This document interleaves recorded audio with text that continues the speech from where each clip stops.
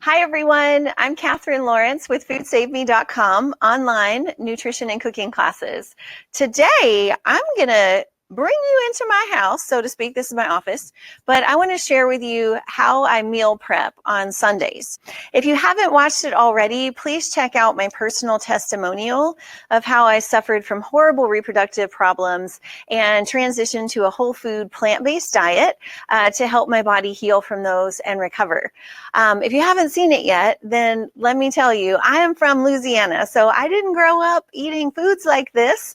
And so it was sort of a new way of cooking for me and a new way of eating. So for example, when I got sick, I was 27. I had never had brown rice before. I thought all rice was white. And so that was a new process for me. And so my meal prep, I love to do it on Sundays before the week's getting started. It's kind of my day of rest. My meal prep has kind of evolved. When it was just me, when I was single, I would make like one big meal and then put it into, 5 or 7 little containers and have to eat the same meal every day. And I quickly got bored of that. So as I've grown in my healthy cooking, I've kind of created some different strategies that allow me more flexibility and variety during the week. I'm also really big on making stuff ahead of time and freezing it. So if I make a recipe that would freeze well, I usually do this with my big batch, like stews and soups and beans and things. So if I make a recipe like that, then I'll try to remind you, hey, do a double batch here and then freeze it so that you have it later, and that could save you time whenever you do your next meal prep. So I think I'm going to run through this real time. So got my towel here, my knives, probably have to reach over for some things, but I'm going to try to just run through the meal prep. I think if you're organized, then this can come together pretty quickly for you, and it won't be a burden on your time, but it'll actually be freeing to be able to do. So on that note, everything that I'm going to prepare, you can use a knife for, or a mandolin if you prefer. I use a Saladmaster food processor because it's so much faster.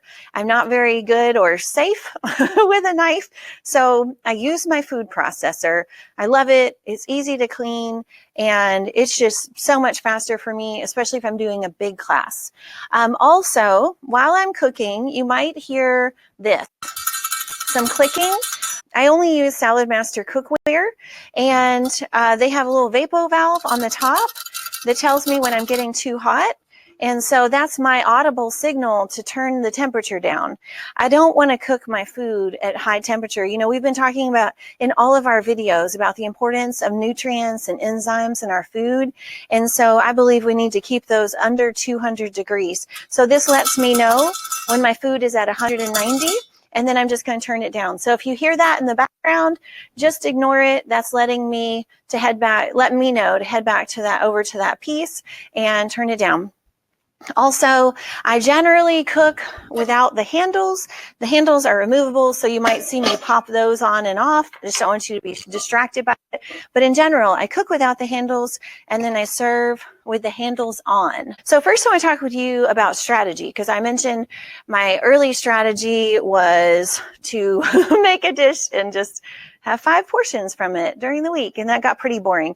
So instead, I just separated some categories. So whenever I am meal prepping, I have 7 categories that I'm making, and that makes it also easier for me to plan and grocery shop. So here is my strategy. So I always have 1 cooked vegetable, and you'll notice my second one is a cooked green. So my cooked vegetable cannot be a green. So it's got to be something different. Like today, we're going to do sweet potatoes. Sometimes I do riced cauliflower. I'm going to show you how to do that in part 2 video. So we have a cooked vegetable, a cooked green, a cooked grain. So this is a whole grain. So this is going to be brown rice, quinoa, barley, oats, steel cut oats, anything like that. So a whole grain.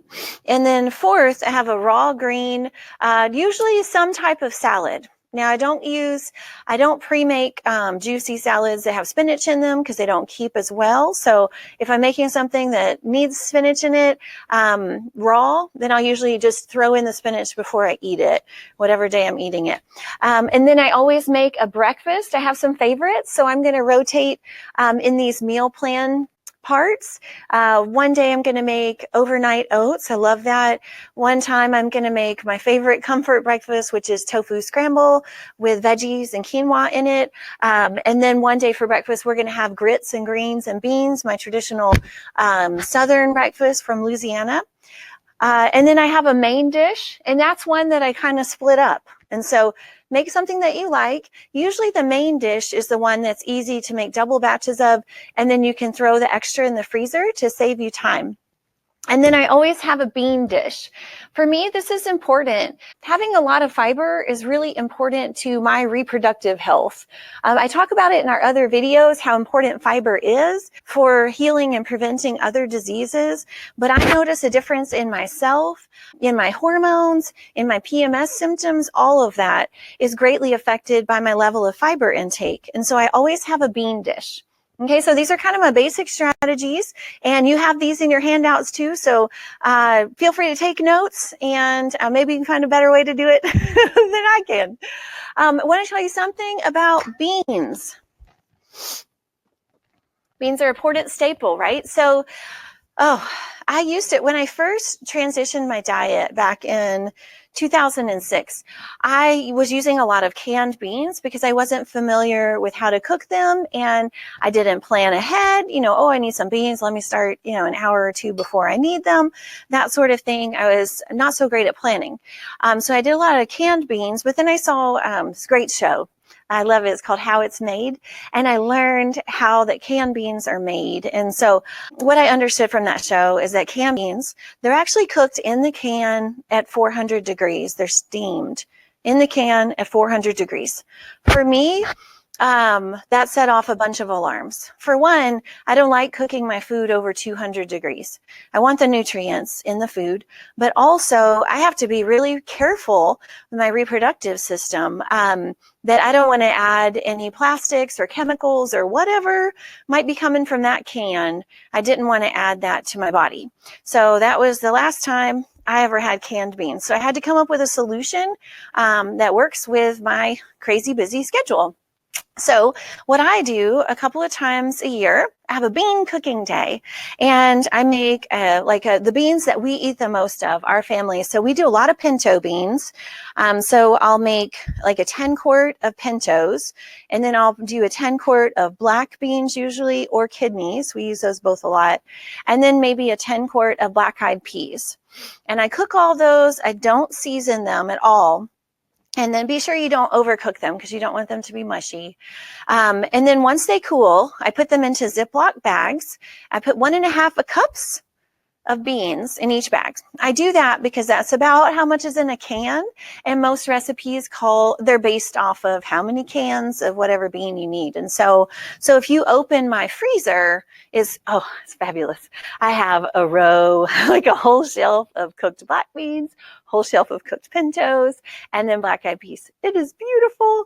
But beyond that, I know how they were cooked, and I know what was added to them. Nothing. And so that's going to be healthier for me, but also they taste so much better. I used to be an engineer, so I love math. And after I did this bean cooking day, I was looking at gosh, how much did I save? Because I used to buy my canned beans only organic. And so there's some expense to that. And so I compared that with buying my organic beans dried and then cooking them, and then whatever Ziplocs or whatever I needed to put them in the freezer. And it turned out the first day I did this, I calculated that I had saved enough money to afford a whole separate freezer. It paid for itself, not to mention the health benefits. And so I have that freezer. I don't have the chest one anymore. I have a big separate freezer because I do so much like this and I freeze it. But it has been such a help because if I don't plan ahead, then I usually slip up and I fall off of, the pure diet that I want to be eating. And so having beans constantly made in the freezer whenever I want them is incredibly helpful. If I'm going to use them in a soup, I'll just pull it out of the freezer, tear the plastic off of it and throw it in the soup. If I'm going to use them to cook with or stir fry or make a bean dip or something like that, I need them thawed. I'll usually just throw them on the counter the night before or that morning, and they thaw fairly quickly. What else can I say about it? So beans in the freezer, just in a casual little Ziploc plastic bag, will last up to 3 months. If you have a food saver, like a vacuum thingy, then it can last for 3 years. But here's the problem. I don't want your beans to stay in your freezer for 3 years.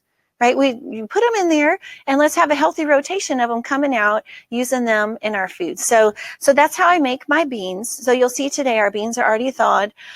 When I cook my beans, I put seaweed in there. I put a couple of inches, a piece of kombu, Kombu, seaweed that's a couple of inches long. And you can use it for several batches of beans. Take it out, put it in the next one.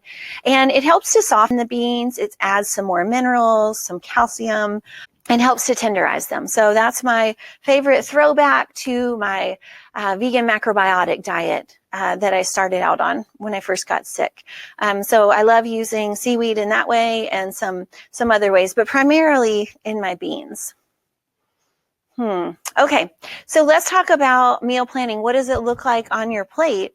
When I got sick and I transitioned my diet, I was like, okay, well, here's a recipe for a side dish, and then here's another side dish, and I don't know how to put all this together because my diet before was so heavy in meat and dairy and sugar that when I first met with my nutritionist and she asked me to take meat and dairy out of my diet, I swear the only thing left was sugar. So this was truly a fundamental change for me. I used to, pride myself when I was a teenager and when I was in the military that, I don't eat any green vegetables. I was proud of that. I'm so embarrassed now. But so I truly didn't know what a meal looked like without the meat and dairy on my plate. And so what I've come to, what works for me, what gives me the most satisfaction, the most fullness without being heavy, is I try to always have a green, a grain, and a bean on my plate. So my green is a vegetable. I always try for a green vegetable or a green vegetable plus something else. So that's my green. A grain is often a whole grain, just like it sounds. But sometimes it's pasta, or sometimes it's a whole wheat tortilla if I'm making tacos or something like that. And then a bean. So a bean would be my protein. Most often, that's actual beans. Sometimes that's tofu. Sometimes it's tempeh. Sometimes it's seitan.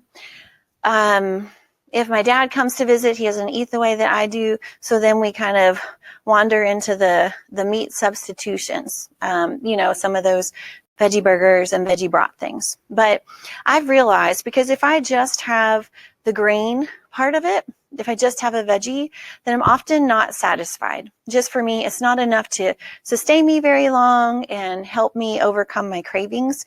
And if I just have a bean, just that high protein part, then I often feel heavy. So that's the right mix for me: a green, a grain, and a bean. Find what works for you. But in general, that's sort of what my meals are structured like. So for example, I'm going to make a bean salad today. Just like it sounds, it has beans in it. It has a few veggies. The original recipe came from Physicians Committee for Responsible Medicine, one of my favorite cookbooks, The Cancer Survivor's Guide. But this wasn't a meal for me. And so in order to make it into a meal, I add cooked brown rice or cooked quinoa in it, and then I add some vegetables. So I usually add celery, maybe sometimes I'll add tomatoes, maybe hide a little bit of cabbage in there so that I'm getting more veggie and a little bit of grain with the bean. So that's one example. Let's get started with our week 1 meal prep. As I mentioned, I'm going to make a cooked vegetable today. That's going to be sauteed Brussels sprouts with some sliced red bell pepper and onion. Our cooked grain is going to be brown rice. And our cooked vegetable is going to be sweet potatoes. Our raw green or salad is going to be cabbage mango salad. Yum. Our breakfast is going to be overnight oats. I really like to have this 1 or 2 days a week, just kind of mix up my breakfast routine. And then our main dish is going to be a black bean chili. Also, we need a bean dish, and that will be a bean salad. And you'll see how you can kind of put all these together, make different meals so you have some variety throughout the week, but you know that you're getting those 7 basics that we need. I think that it's nice to have a mix of cooked and raw fruits and vegetables, because there are different nutrients that are more absorbable when food is cooked than when it's raw. So, for example, broccoli has more absorbable iron when it's cooked than when it's raw. But again, we want to cook it at really low temperature. We don't want to kill all that good stuff in there. So that's what I'm going to do. So the first thing I do is make brown rice. So I like to use short grain brown rice. I feel like I just like the texture and the taste of it better.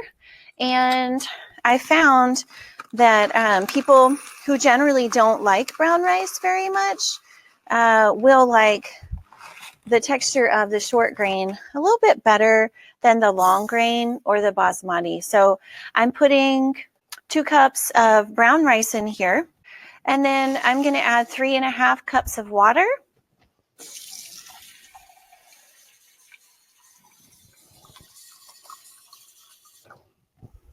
All right. I'm going to cover this, bring it to a low boil, and it'll take about 45 to 50 minutes to cook, which is fine because we're going to be doing other stuff. So let me move it over here. Okay, so that's our brown rice, and I love this. It's very filling, but we're going to be able to throw it in a couple of the other dishes today. I'm going to throw it in our bean salad. You can have it with your bean chili if you want to. In your Brussels dish, it's nice to have a little bit of rice in there to kind of mix up the texture and the flavors some. So next, I want to make sweet potatoes and get those going. So these have already been washed, and I just want to cut off the ends of them, and then I'm going to cook them small. So don't peel your sweet potatoes. Most of the nutrients in our root veggies are right by the skin. So I'm just going to cut this way so it'll cook a little bit faster. See all that good beta carotene? And I'm going to cook them again at low temperature. So you can bake your sweet potatoes in the oven. I used to do that 375 for about an hour and a half, which is a while. Instead, I'm just going to do mine on the stovetop in a pan. If you need a little bit of water so yours don't stick, no problem. You can go ahead and add that. So I'm going to get a little bit of water here. There we go. I don't want to steam the veggies, so I'm not going to put a lot of water in there. Don't want steamed potatoes. Just want these to cook like this. And I'm going to put it on medium high for just a minute, just to get that heat in there. And then I'm going to turn it down to low and cook those, and it'll probably take about 30, 45 minutes. Okay. You know what? I want them to cook super fast. So I think I'm even going to cut them in half. This is easier, and then I can just kind of slide the skin off. I'm just cutting these big ones into more pieces. I like them. They don't have to all have contact with the base of the pan. Either way, sometimes I just fill it up. So I mentioned that I used to just cook for myself, but now I have a family of 7. We have 5 children, my husband and I, and 4 of them are boys. They all live at home. And our daughter, she's 22. She kind of floats in and out. So she'll come by for food, and then we don't see her for a while, right? But so these boys, oh my goodness, boys eat a lot. Boys eat a lot. So I have had to get seriously organized about my meal prepping. So I've got this kind of high there to get that moisture spread up to my lid. And now I'm just going to turn them down and let them cook for a little bit. So anytime you know that you're going to be cooking with garlic, you need to cut it ahead of time. And I talk more about this in the Cancer-Free Kitchen class, so I hope you get to watch it. But just in case you don't, cut your garlic ahead of time. It has this thing in it called allicin. And it's basically wounding. So when you wound the garlic, you need to give it about 10 minutes before you expose it to heat so that it can produce this allicin. I went to a nutraceutical conference a couple of months ago. Dr. Furman was the speaker. It was fascinating. There was another speaker there from the University of Texas, and he was talking about, almost his whole career was studying this last decade, was studying what happens to vegetables when you wound them, like what happens when you cut them.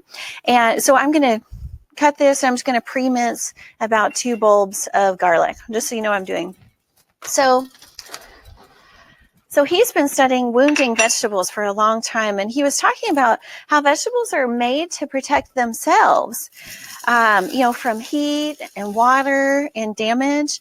And so it's a different timeline for every veggie, but I just thought it was fascinating that when you cut a vegetable, if you give it a minute before you eat it, it starts to make these I don't know if they're enzymes or what, but to heal itself. But guess what? Those are some of the same things that help heal us. And so he was saying a carrot, when you wound it, it will continue making this enzyme or whatever it is for about 2 days before it starts to use it. So that's the key thing. If you cut it and then wait a week, it's already used all of that to repair itself. So really interesting. But I guess that's similar to what happens with garlic. We just need to wait about 10 minutes before we heat it. Wait at least 10 minutes before you heat it so you don't hurt those good cancer-fighting properties that are in garlic. All right, this is a little bit messy, but totally worth it because look at all that great garlic I get. Even when recipes call for just a couple of cloves of garlic, I assume they mean the whole head. So I'm going to set that aside. Garlic is good for us, so I use it generously.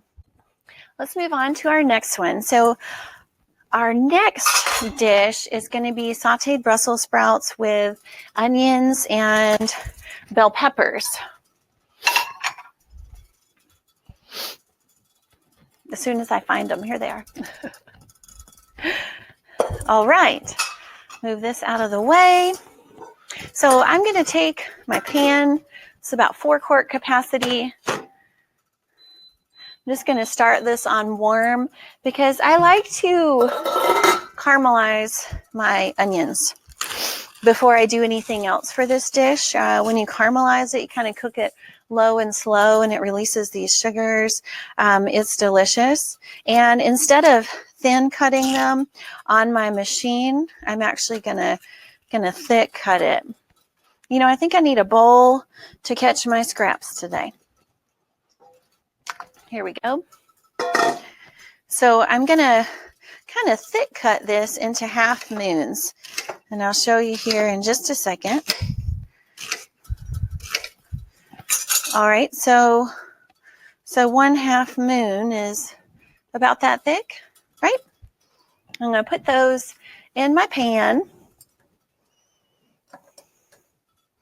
And I'm just going to let this tenderize. I've got it on medium-low heat. And I'm going to cut up my peppers, set those aside, and then move on to another recipe. The great thing with this way to meal prep is that a lot of things are kind of cooking at the same time.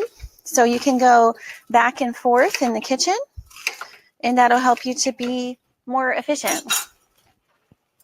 So I'm just doing the whole onion. I know it was a big onion, but I like big onions. I like a lot of onion. It's good for us anyway. And if you follow Dr. Furman's recommendations about G-bombs, he recommends that you have onions every day. Another great variation for this recipe would be to do mushrooms. So good. Just thick slice baby bellas or white button mushrooms and tenderize those. Then add your bell peppers. So you could put them add it with the onions or just do it instead. Okay, so I want my bell pepper to be ready, but we're going to wait. So I've got clean Brussels sprouts here. They're whole, but we've cut the ends off, so they're ready to go. I'm going to shave those very thin. You'll see my bell pepper when I cut it. So I like to press on the green so that I have this part out, the stem, and then I'm just going to cut it in half. There we go. So then I can just easily pull the seeds out with the stem. Okay, so save those for my compost or to make veggie broth. And I cut these into pretty wide strips. Then I'm going to just cut them in half. So my pieces of bell pepper are about this size, just pretty hearty. I do that. I like some hardiness to this because our Brussels sprouts are going to be shaped and thin, so I think it's nice to have a little bit of hardiness with it. So I'm going to put my cut bell peppers in here, and we won't need those for a little while. I really want to wait on my onions to get a little bit softer, and I'll show you what they look like.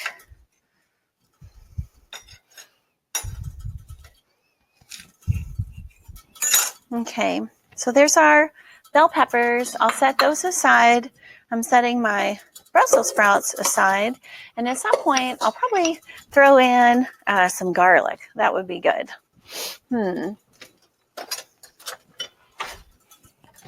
I'll check on these. They're doing fine. The hardest thing about this dish is just to be patient. And if your onions stick to your cookware, depending on what you're using, if it's sticking, add a tiny bit of water and put the lid on and give it just a minute, and that'll allow the onion to release from the pan.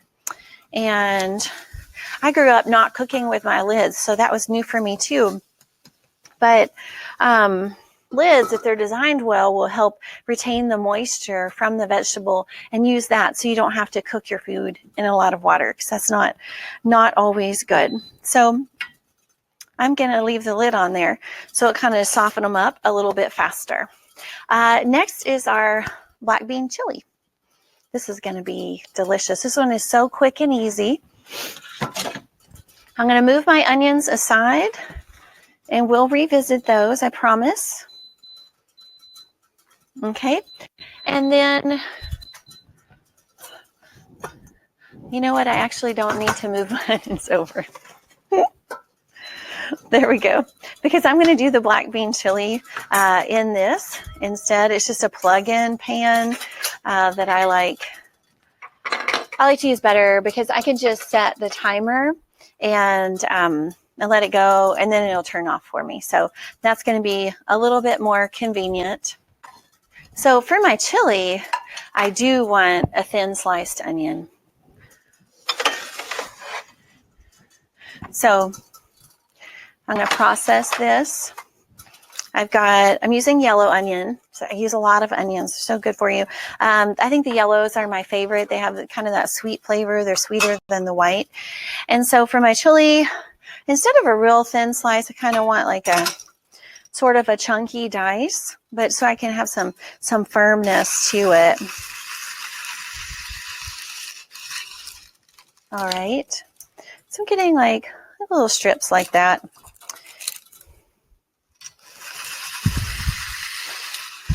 It cuts it so fast, I don't have time to cry about it. All right. If you get some big pieces, just break those up. If you haven't figured it out by now, I'm not a professional chef. That's probably obvious. Okay, but I love food and I love to eat. So I'm going to just dump these onions here. This is a lot now that I'm looking at how many beans I have. So I'm just going to use half of this. I'm sure I can find another use for that onion. And then I'm going to plug it in. So I've got that in my pan, and this is where I want to use some of my garlic. So I'm going to take a hefty, several cloves there. Why not? You can never have too much, especially in chili. So good, that depth of flavor. I'm going to move this over. And so I'm going to plug this in and turn it on, and this will be the equivalent basically of about medium heat. I'm just trying to soften those onions. All right. And then we'll come back to it. Once the onions are softened, we're going to finish this chili up. It's the fastest thing ever, especially if you have those cooked beans at home in your freezer. It will be very, very easy. So if you're still going to use canned beans, just try to rinse them. It kind of helps to degas them a little bit, and it can help remove any excess sodium that might have been added during the cooking process.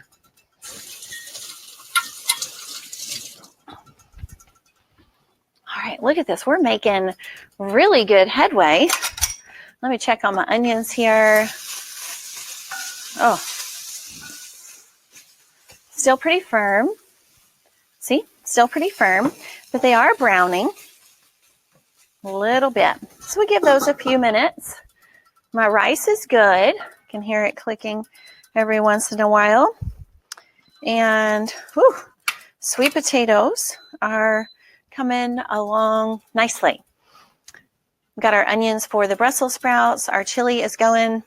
Let's move on to breakfast. So for breakfast, I like to mix it up. And so I want to do some overnight oats. Overnight oats, so it's really important what container you have for your oats. So I want to show you some different options. This is my preferred, a pint jar with a nice sealing lid on it. So pint jar, so this is about 2 cups capacity. And this is, overnight oats. I eat a lot, but overnight oats, I mean, it's so filling when the oatmeal is raw. I can't eat any more than this. But if you don't have one of these on hand, then how about a quart jar? You can just half fill it, but that means you got to get your spoon down there to really get everything out. And then also have like a little soup tumbler. This size would work just fine too. So first step, I'm going to put my steel cut oats in the bottom. All right. And open up my jars.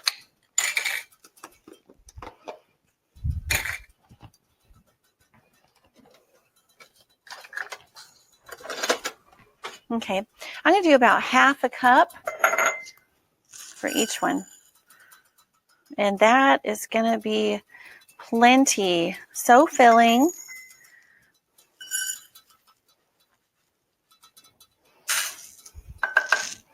All right. And then 1 cup of a non-dairy milk. I like organic soy milk. But you can use rice milk or almond milk or OAT milk. That would be great too. So 1 cup, I want to make sure there's plenty of liquid in there to soften these oats. And you've got to make this ahead of time because that's the idea, is that they will soften overnight. We set that aside. Ooh, my onions are really coming along. So let me show you this. See that? There's brown in the pan. That is great. That is exactly what we want. Scoot your onions back a little bit. Put a little bit. My lid is already warm, so that's why I put the water in my lid so it kind of warms it before it puts it in a steel pan, right? Do that. Ooh, all that brown, all that good sugar just soaks right up on our onions. So I'm going to let those go just a few more minutes. Let me show you this. See that? All right.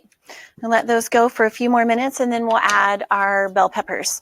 So back to our overnight oats. We've got our plant milk and some nice organic steel cut oats. I want to add some chia seeds. And I do this specifically in this order for a reason, because that chia will thicken when it sits overnight in the water. So I add about a tablespoon.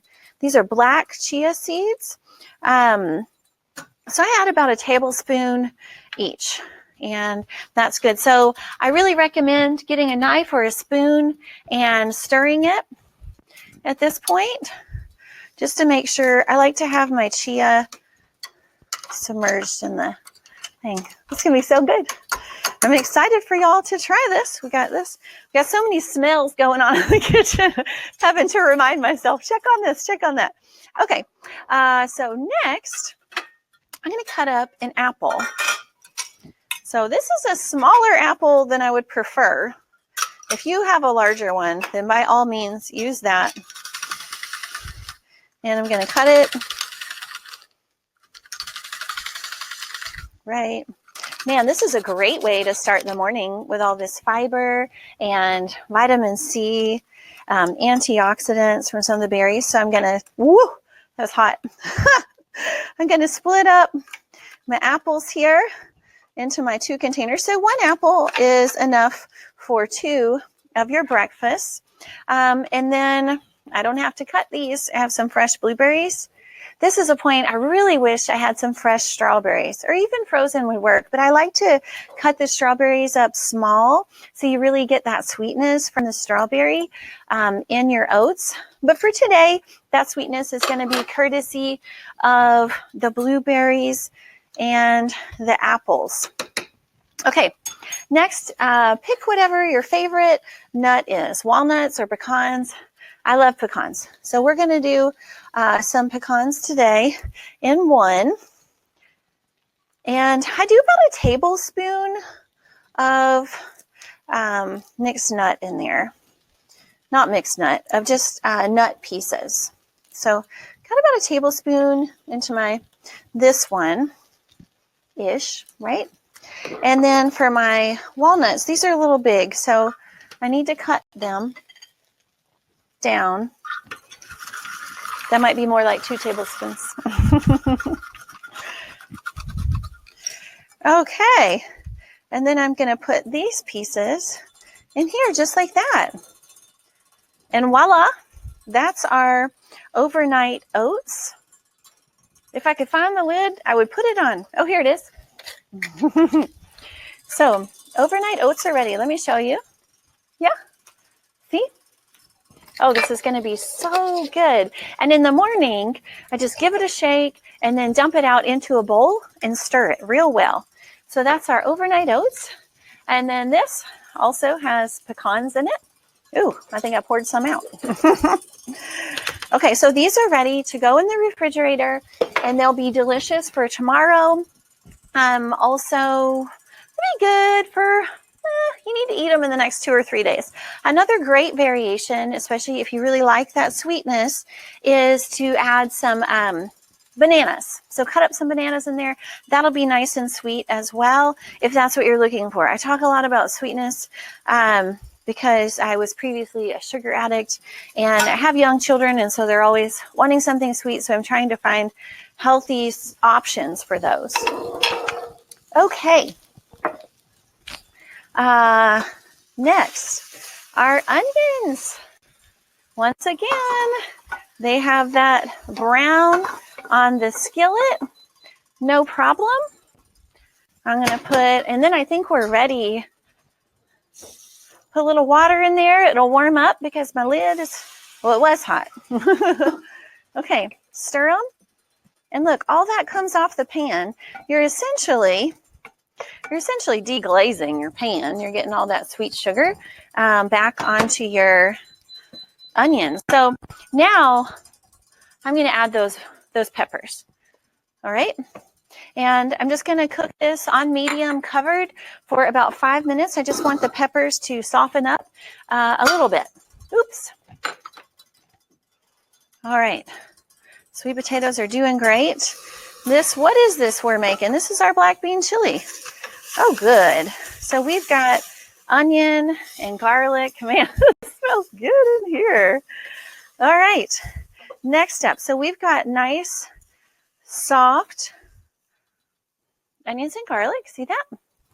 Oh, smells fantastic. We're getting some of those G-bombs, right?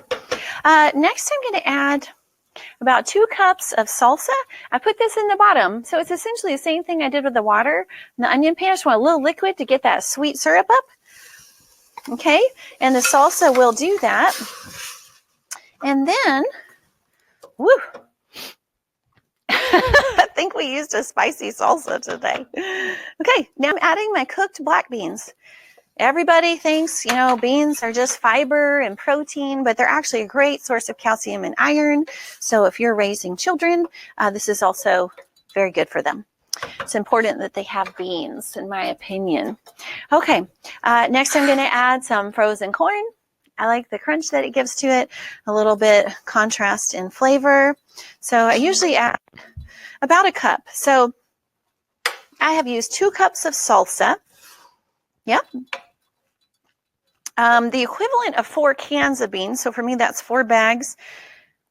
That's about 6 cups of beans and about 1 cup of corn. That will be great. So I'm just going to simmer this on low.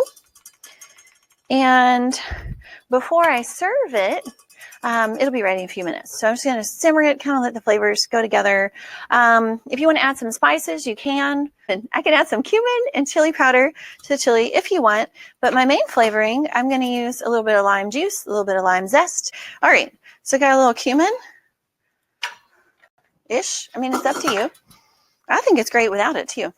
I got a little bit of chili powder. I don't like my chili really spicy, so I just use a little. I probably use less than a teaspoon of chili powder and probably a tablespoon of the ground cumin.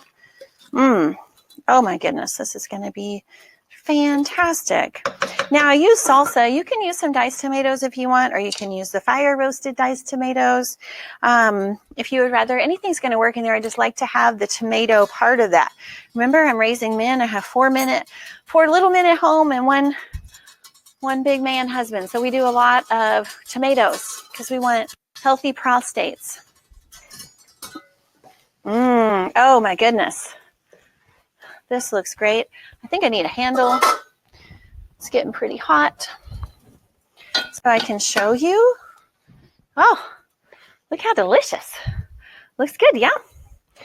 Okay, so those peppers need just a few more minutes. I really want them to get almost perfectly soft. And then I'll cut in some shaved Brussels sprouts. Next recipe is easy bean salad. Start with a bowl. It's just like it sounds. Has a lot of beans, has some veggies in it. Really good. And this is going to be our bean dish, if you will.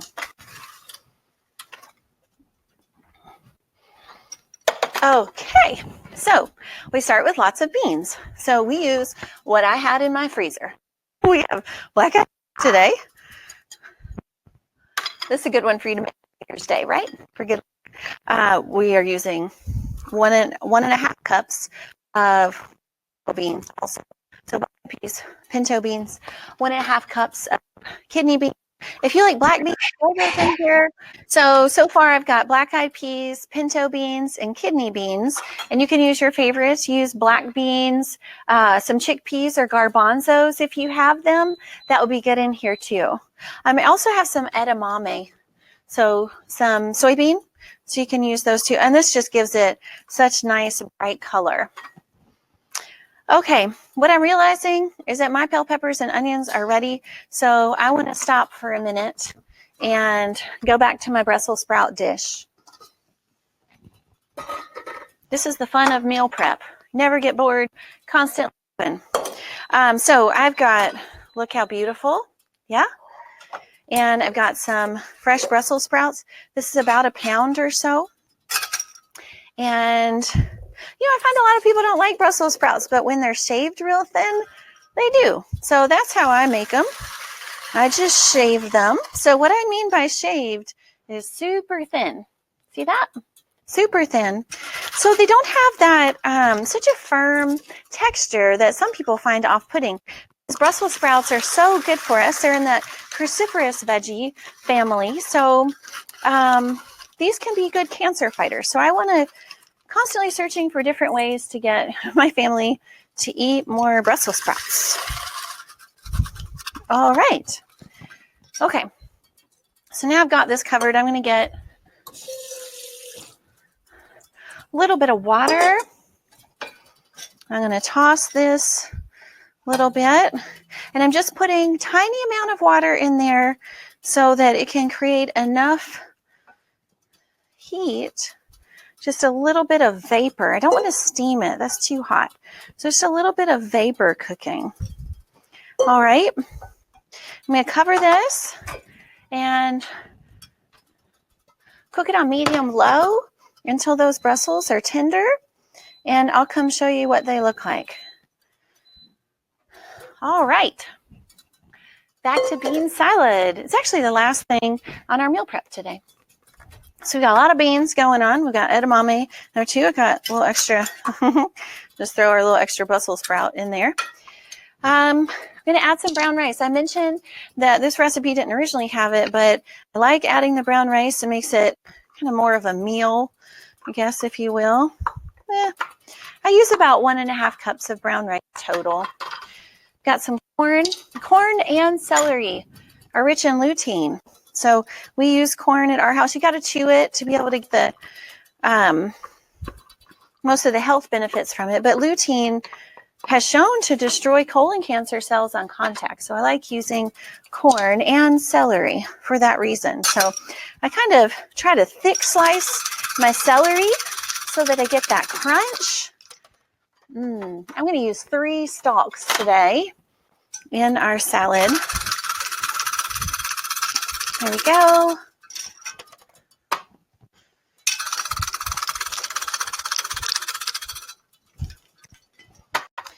And now I'm going to add more veggies to make more than just a bean salad. So I'm going to do some red onion. Red onion is pretty sharp. So if you don't want that sharpness, then maybe try one of those. This fell apart when I picked it up. Maybe try one of those yellow onions that I was using earlier. But don't skip the onion entirely. It's good. And it's good for us. All right. Got my onion there. And next I'm going to add bell pepper. It's just yellow bell pepper. I use red, orange, yellow bell peppers. I kind of use them interchangeably because they're all just have like a pretty sweet flavor. And they give it nice crunch. So let's talk about some variations for this bean salad. Use whatever color pepper you have. If you have green, that's fine. It just won't be as sweet as these will. So I've added jicama to this before. That gives it some nice crunch. Some grated carrot, I think is really nice in here too. I've added walnuts before. That'll give you some omega-3s. Some dried cherries or dried cranberries to have it nice and tart. That'll be a good little woo to it, to add a little something. All right, we've got all this good bell pepper, a little bit of seasoning. You can leave the salt out. I'm doing tiny bit, like a pinch. I do like black pepper in here, so I'm going to add 1/2 to 1 teaspoon of ground black pepper. I've got some dressing. Use whatever low-fat or fat-free dressing that you like. This is a fat-free Italian dressing. Sometimes I like to just use salsa in here as my dressing. So it's about 1 cup. That's all you need. So when I use salsa, I kind of give it a little more Mexican flair. I'll put fresh cilantro in here, maybe a little bit of raw jalapeno, some raw garlic. Definitely use black beans when I do it that way. And then I even sometimes throw it in a tortilla. So you could use salsa.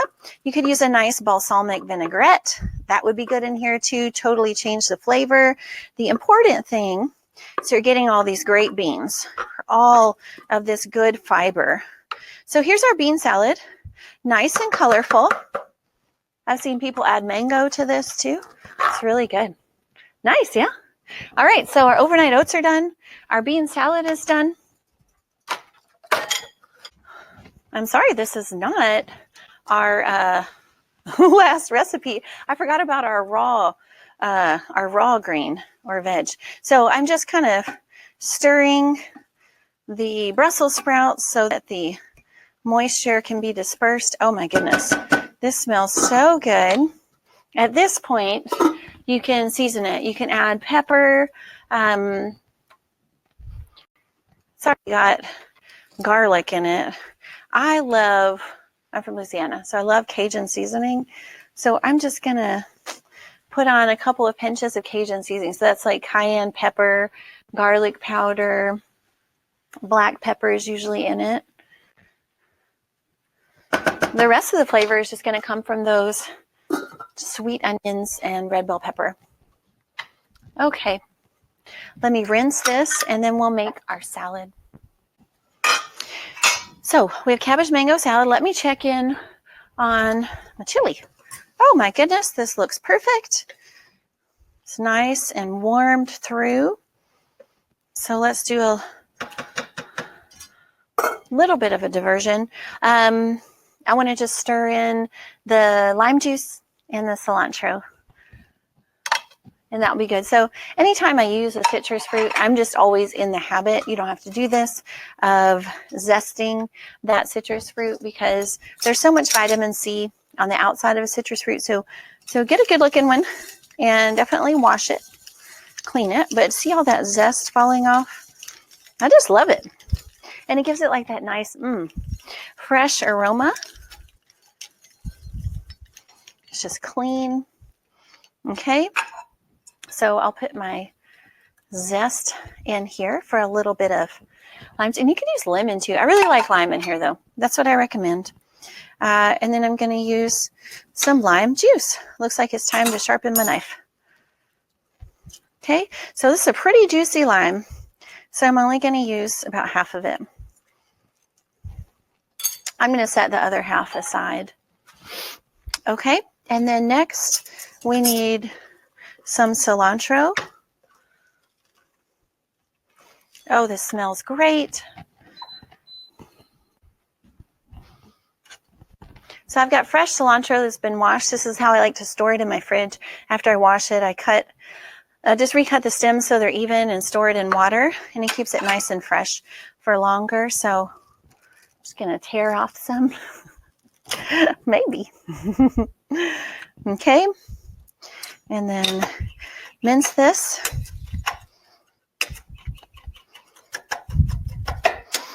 I love fresh cilantro. I feel like there is no substitute for it. So I'm just going to mince it small and stir it in to the chili. I think our Brussels are done, so we'll come back to those in just a minute. So what's that? About a quarter cup-ish?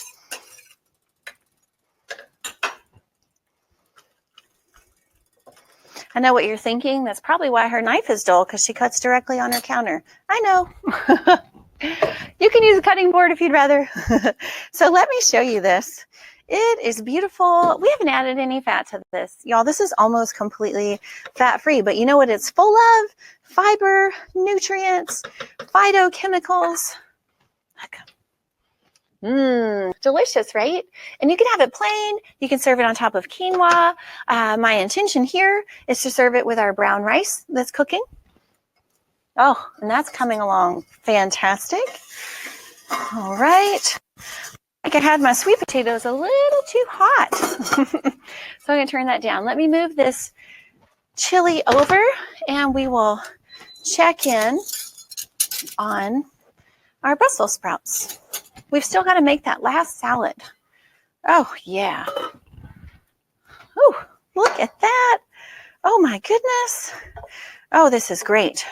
Sometimes when I make tofu scramble, so I like to have greens in the morning, by the way. So sometimes when I make tofu scramble, I'll have a big helping of this next to it, or I stir it in there with the tofu and the quinoa, and it's fantastic. So these are done, ready to eat. Let me hold them up so they're a little closer. Yeah. Okay.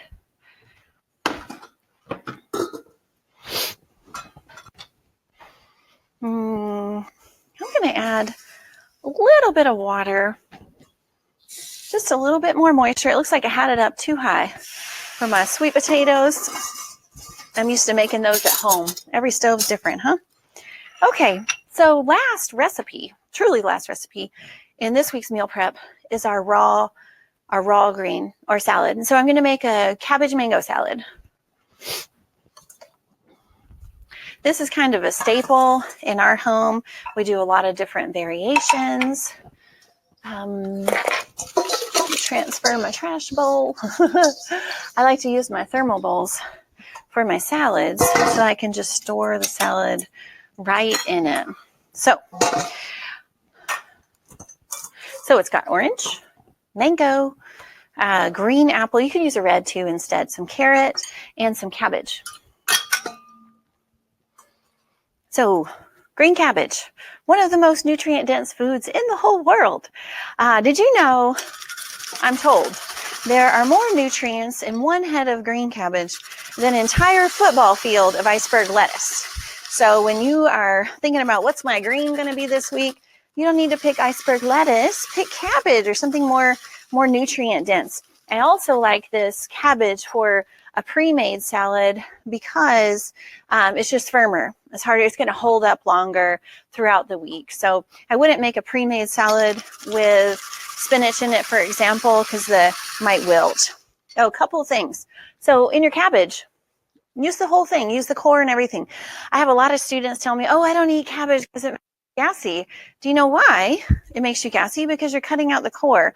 I was raised, you cut out the core and you throw it away. Why do we do that? I don't know. But because most people think the core is bitter. But the core has an enzyme in it called peptin, and that keeps you from getting gassy. So when you're having cabbage, you want both, right? Instead, a lot of us will cut out the core, throw it away, eat the cabbage and get gassy, and then we go take medication for heartburn or whatever when we could just get it for here. My last pregnancy, I was 40 years old for that one, and for some reason I got a lot of heartburn, and my husband would just give me 1 or 2 bites of the core of the cabbage. We keep it on hand. Oh, it would get rid of all my heartburn within a minute or two, which was great. So I like to add red cabbage to this salad.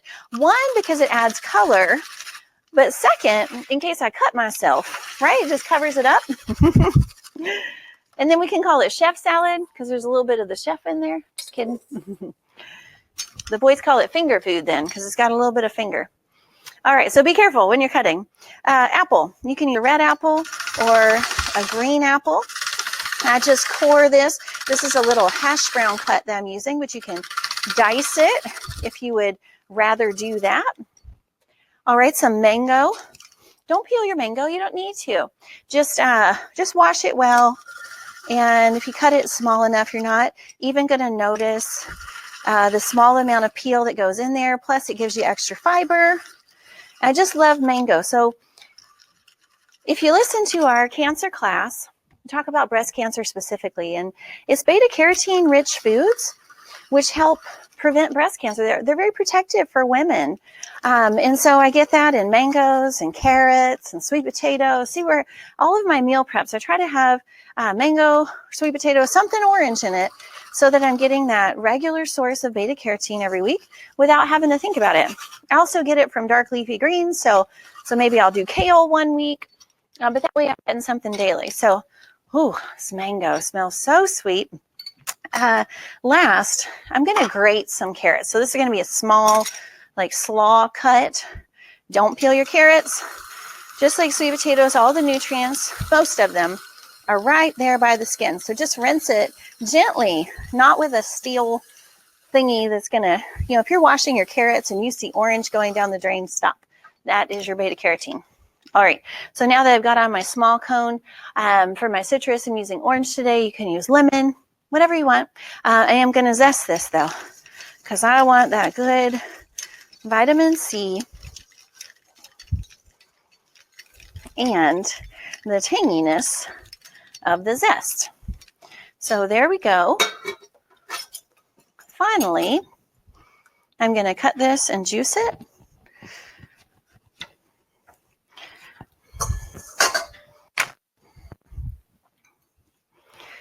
Woo! So this is a good juicy orange, but we've got so much juice from that mango. Walnuts would be nice in here. Give it some omega-3s. Strawberries, I find sometimes to get the kids to eat this, I've got to add more fruit. That's fine. So add more strawberries to get some more vitamin C. But you know what the important thing is? They're eating cabbage. Oh my gosh, that's fantastic for them.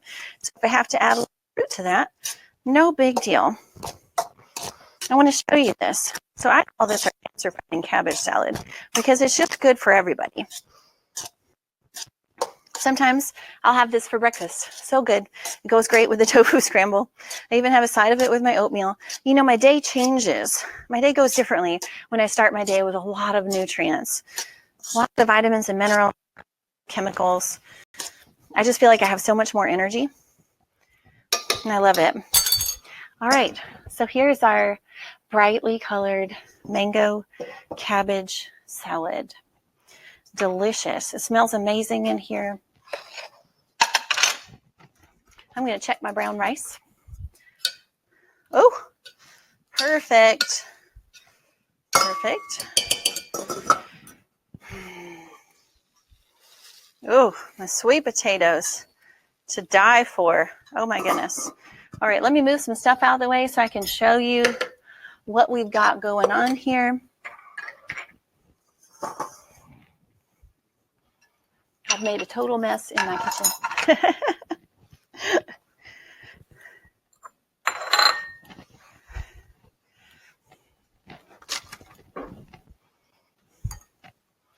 All right. So we have fresh mango cabbage salad, some Brussels sprouts. I want to put these out onto a plate so you can see it. Brussels sprouts with red bell pepper and caramelized onion. And see how quickly all of this came together? And now I know I chose me. I chose to support my health and set myself up for success this week, and my family too. You know, here's my bean salad. I'm going to spoon some of that here so you can see it. Oh my gosh. All this food smells so delicious. It's the best part about doing these videos. I just get to eat. Okay. Next, I'm going to get a little bit of our brown rice.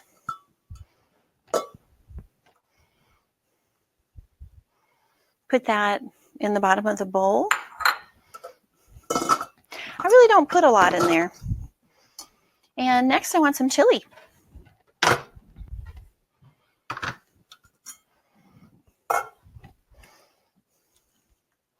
Take this delicious black bean chili that's also got onions, salsa, tomatoes, garlic. Oh, this would be perfect to put a little bit of fresh cilantro on top, yeah. And then lastly,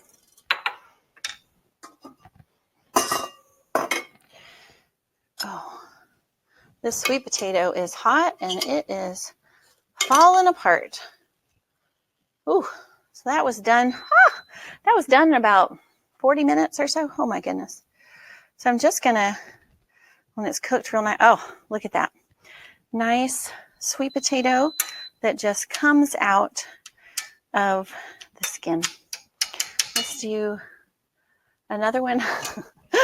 Whenever I pick them up, they, the skin just, look at that. It's hot. That is a well-cooked sweet potato. All right, nice and moist. So this is how my week's gonna go. Some mornings I'm gonna have overnight oats. Some mornings for breakfast, I'll grab some sauteed Brussels sprouts with veggies and bean salad. Maybe I'll have coleslaw, my cabbage slaw with beans. For lunch, for brown rice, I can have bean salad, maybe throw that in a tortilla if I want, but this bean chili goes really nice with a side of fresh sweet potato. That's delicious, but there's a bunch of different ways to put my meals together now where I still feel like I'm having variety, and then I can add other things. If I just want to have some plain beans, maybe I'll thaw some beans and have those with some sweet potato. That's fantastic. Another trick with overnight oats, these are great with cooked sweet potato in it. So when you dump this into your bowl in the morning to eat, mash up some of this fresh sweet potato in there too. Oh my goodness, it's so good. So a lot of variations that you can do. People always ask me, Catherine, what is that thing you're using to cut everything with? I literally cut everything with this. This is my Salad Master food processor. and I travel with it. I love it so much. If we're going out of town, I bring the food processor with me because I love to use it, but also it gets my kids involved in the cooking. This is not something we sell, but it is something you can earn for free. So I want to share that program with you in just a minute. The food processor, it comes with 5 cones, and they all cut a variety of different ways, but pretty much any fruit or vegetable, even tomatoes, bell peppers, all that. I do walnuts and pecans in mine. So anything you want, you can cut on the Salad Master machine. These are dishwasher safe, also come with a lifetime warranty. Now, if you're not familiar with Salad Master, it's a line of healthy cookware, and it's actually the only cookware that I trust to cook food for my family. So if we're traveling somewhere and they don't have Salad Master cookware, we bring our own pan with us because this is what I'm most comfortable eating food from for our family. I believe it is the highest quality, most advanced and cleanest cooking system on the market. Salad Master is backed by a limited lifetime warranty, proven performance, and actual nutrition studies that show that food cooked in Salad Master retains many more nutrients than food cooked in traditional methods. Salad Master is not sold in stores. We do in-home cooking demonstrations. I hope you'll sign up for a dinner demonstration so I can cook for you. If you're in the state of Texas, I'll come to your home, or you're welcome to come to our office in Southlake. And if you're outside of that area, then we can do a virtual demonstration through Zoom or another app of your choice. It's fun, it's informative. You know, in our nutrition classes, we talk about nutrients, about vitamins and minerals that you need. But on the Salad Master dinner demonstration, the reason it's so important is because I'm going to teach you about enemies to nutrition. Things that you might be doing, things that I did before I knew better that were actually killing these precious nutrients, either cooking them too hot of heat or doing things to dissolve the nutrients out, things that are working against our health and healing. And so that's what we talk about on the dinner demonstration. I also show you how to cook really fast, which is nice, but I think the most important part of the demonstration is the cookware test. And that's where we test the different types of cooking surfaces. And I will teach you how to do that so that you can actually taste if there's any chemical reaction coming from your pans when you heat them. You can taste that because your food is only as healthy as the surface that it's cooked in. And so this is what we talk about on the dinner demonstration. It's completely free, and you can sign up for the dinner demo on foodsaveme.com. I hope I get the opportunity to take this a step further with you so that you can learn about cooking surface, cooking techniques to protect all of these great nutrients. And I want to help you get that Salad Master food processor for free. This is easy. You just see the demonstration, provide a couple of referrals for your friends to see it, and then you can get this machine for free. It makes my life so much easier. And I think that's the biggest complaint from students when they're trying to transition to a whole food plant-based diet. It's just a lot of chopping and a lot of prep work. So anytime you can get a tool, especially a free one, then that's a great thing to just make your journey easier. So check it out. You can sign up on foodsaveme.com.